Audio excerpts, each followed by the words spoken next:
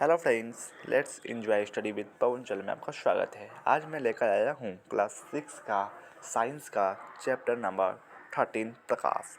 देखिए, मैं इस वीडियो में केवल उन्हीं पॉइंट्स को हाईलाइट करके बता रहा हूँ जो केवल कॉम्पिटिटिव एग्जाम के पर्सपेक्टिव से काफ़ी ज़्यादा इंपॉर्टेंट है, चाहे वो एसएससी हो, रेलवे हो, बीपीएससी टीचर वाला हो, किसी भी एग्जाम के लिए। चलिए स्टार्ट करते हैं अपने इस वीडियो को। इसमें देखिए, पहला पॉइंट है कि वैसी वस्तुएं जिनसे होकर प्रकाश की किरणें आंशिक रूप से पार होती है उन्हें हम पारभासी या अर्धपारदर्शी वस्तुएं कहते हैं। फिर नेक्स्ट पॉइंट है कि छाया के किनारे का भाग क्या होता है कि बीच के भाग से कुछ भिन्न दिखाई देता है, क्योंकि किनारे से क्या होता है कि प्रकाश की आपूर्ति होती रहती है कंटिन्यू, इसीलिए इस भाग की छाया उपछाया कहलाती है। फिर है पिन होल कैमरा। यह वह युक्ति है जिससे हम सूर्य के प्रतिबिंब को भी देख सकते हैं। पिन होल कैमरा से हम सूर्य के प्रतिबिंब को भी देख सकते हैं। चलिए नेक्स्ट पेज पर चलते हैं अब हम। आइए, वस्तुनिष्ठ प्रश्न है इसमें।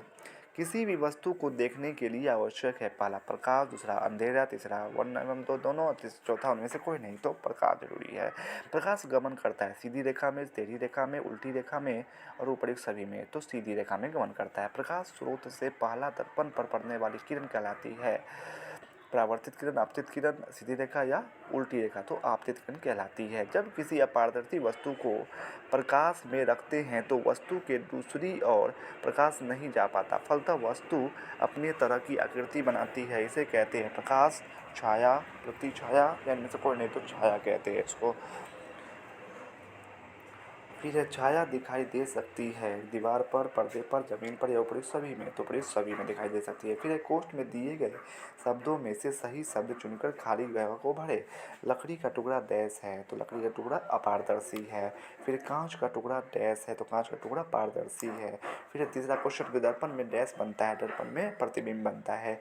चौथा क्वेश्चन है, प्रकाश डैश रेखा में गमन करती है, तो प्रकाश सीधी रेखा में गमन करती है। अगला क्वेश्चन है कि किसी वस्तु को देखते हैं डैश के कारण, किसी वस्तु को देखते हैं परावर्तन के कारण। चलिए नेक्स्ट पैराग्राफ पर चलते हैं अब हम। इसमें देखिए, प्रकाश स्रोत दो प्रकार के देख रहे, मानव निर्मित प्रकाश स्रोत देखें, प्राकृतिक प्रकाश स्रोत। चलिए अब नेक्स्ट पेज पर चलते हैं। इसमें भी देखिए वस्तुनिष्ठ प्रश्न ही आता है। पहले, प्रकाश का उत्तम प्राकृतिक स्रोत है चंद्रमा, सूर्य, ग्रह या ध्रुव तारे, तो सूर्य हो जाएगा। फिर है, सूची छिद्र कैमरा में वस्तु का प्रतिबिंब दिखाई देता है सीधा, उल्टा, समान या बड़ा, तो सी उल्टा दिखाई देता है।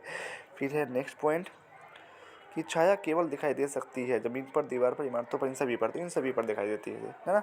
लाल गुलाब की छाया का रंग होता है काला, उजला, लाल, इनमें से कोई नहीं, तो काला होता है, क्योंकि किसी भी वस्तु का रंग कैसा होगा, छाया का काला ही होगा ना।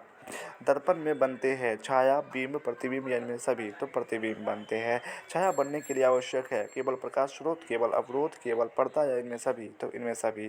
प्रकाश सीधी रेखा में गमन करता है, अपारदर्शी वस्तु से गुजर सकता है, का परावर्तन नहीं हो सकता या को हम देख सकते हैं, तो सीधी रेखा में गमन करता है। ऐसे पदार्थ जिनसे होकर प्रकाश आसानी से पार कर जाता है कहलाता है पारभासी पदार्थ, अपारदर्शी पदार्थ या पारदर्शी पदार्थ, इनमें सभी, तो पारदर्शी पदार्थ कहलाता है। चंद्रमा है वस्तु दीप्त है कि अदीप्त है, पारदर्शी है, पारभासी है, अदीप्त है, क्योंकि इसकी अपनी रोशनी नहीं होती है, जैसे आप सूर्य को दीप्त कह सकते हैं। फिर 10वां क्वेश्चन है, छायाएं होती है रंगीन, काली, दीप्त या प्रकाश की दिशा को बदल देती है, तो काली होती है।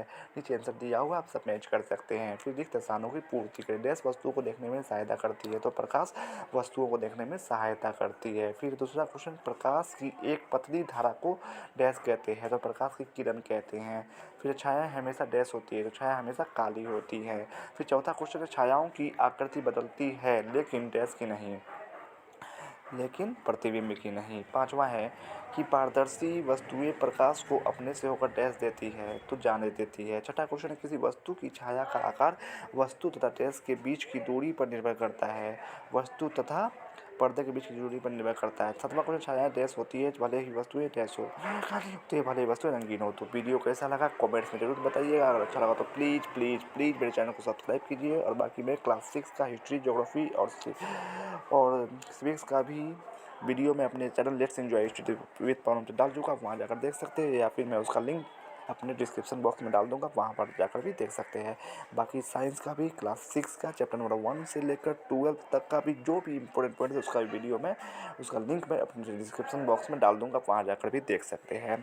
Thanks for watching.